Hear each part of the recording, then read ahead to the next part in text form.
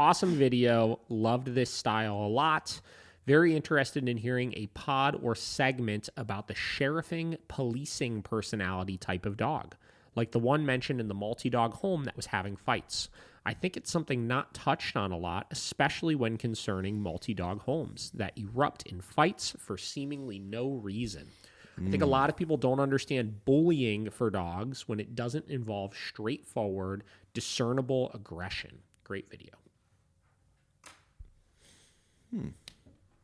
Yeah. The police officering, which we just call it that. Like, I don't even know if the dog in their head is like, I need to sheriff this town. You know? Yo, calm There down. is a snake in your boot. Yeah, I don't even know if it's so much they're conscious of that, but it, like, from the outside looking in as a human perspective, it looks like the police officering. Yeah, that's what it feels like. Right? Yeah. It feels like the police officering. I am a firm believer with dogs like that. There are some dogs that are a little... So if you look at, like, a household, right? And it could either be one dog and a couple humans, couple dogs, you know, a lot of dogs, couple humans. It could be whatever, right?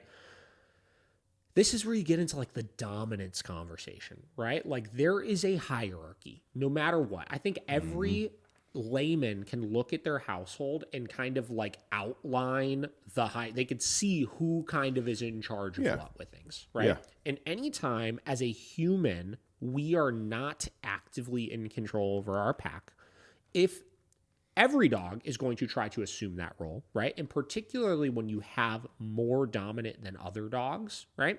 They are going to sheriff or police officer or assume that role in a way that's much more visible than with others, right? So I am a big believer that when you have dogs that are sheriffing or policing other dogs, meaning like one dog is doing something they shouldn't do, so they run over there and try to, you know, intimidate them away or steal toys constantly, or if two of the dogs are playing too rough, they run over and try to stop the play or whatever it may be. They're not even conscious of, oh, this is an improper behavior that mom and dad wouldn't like, so I've got to go handle it kind of thing. Yeah. They're simply looking at it of, I don't like this thing. I don't like this thing. Maybe it's disturbing me trying to rest right now. Maybe it's, I feel like that's my toy over there. Or maybe it's just, that's a really unstable energy and it ruffles me the wrong way, right? Could be any of those types of things. You don't address that personality by literally addressing those things, right? You address that personality by figuring out, why does this dog feel like it needs to be setting so many boundaries on its own? Probably because one of two things. One, it's not seeing you address those things. And two, it is not being held to a standard of being compliant to somebody else ever. Yeah. Right? It is never being put in a position where it is being told, I don't like what you're doing right now, from a figure that they are perceiving to be more dominant than them. In this case, the human. We want that to be, obviously. Right? So that's how we solve it. Like this dog in particular I was referring to in the last podcast, she's like a Neapolitan Mastiff, and she just kind of, she was the good dog in their mind, right? She's a little older than the rest of them. She never really had like aggression issues per se, you know? She just like was a bit of a brat in the house. And like when she would get on the couch, she wouldn't get off when she was asked to, like, and she would like steal toys, you know what I mean? Like she just did a bunch of things that were just like kind of like not horrible, but it's just like she was just asserting control and dominance constantly, right? She did what she wanted to do, right?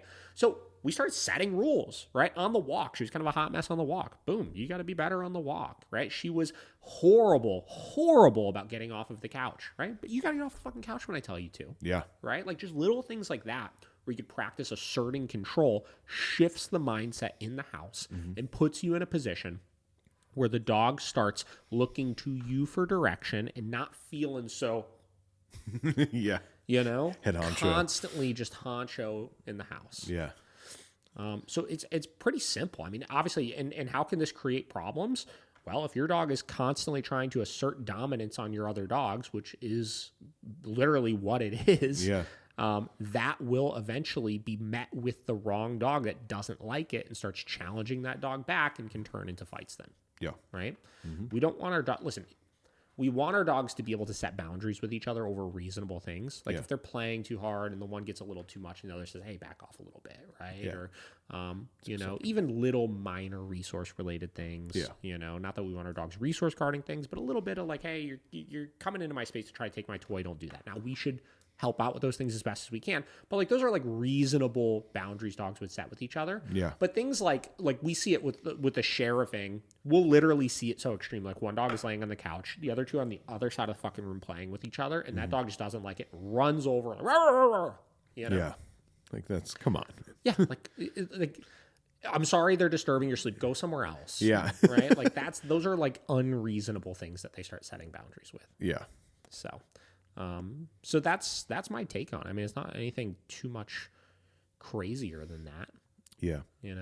Do you like for a dog like that, like the couch thing, for instance, like if you let one thing slide, is it kind of snowball for Depends that dog? what the thing is. Yeah. I mean, it's not that the dog literally being on the couch is a problem. Yeah. Right? It's not. It's the fact that when you ask the dog to get off, it's regardless what, that dog will not get off if you ask them to. The dog just will not, or pick any number of things. Yeah, whatever. If you want it to get out of the kitchen, right? Or come in from the backyard or whatever. It's the dog only does things that the dog wants to do on the dog's terms. Yeah. Right? So let's say you never address the couch thing, right? You never need to get the dog off the couch, but the dog is 100% compliant everywhere else. That will solve the issue as well. Yeah. It's just you could pick easy things to work on. Like we know the dog won't get off the couch if we ask them to. So let's use that as our opportunity to address this.